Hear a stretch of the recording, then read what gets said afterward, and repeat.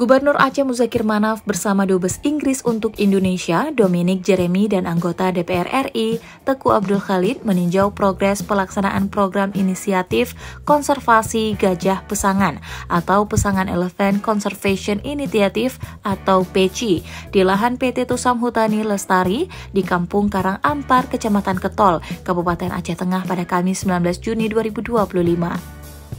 Sebanyak 20.000 hektar lahan milik PT Tusam Hutani Lestari yang berada di Aceh Tengah dihibahkan Presiden Prabowo untuk program PECI. PECI merupakan inisiatif kolaborasi antara Kementerian Kehutanan, pemerintah Inggris, WWF Indonesia, dan sektor swasta yang menciptakan koridor satwa liar yang aman, memitigasi konflik manusia gajah, dan juga melindungi habitat penting yang tersisa bagi gajah Sumatera.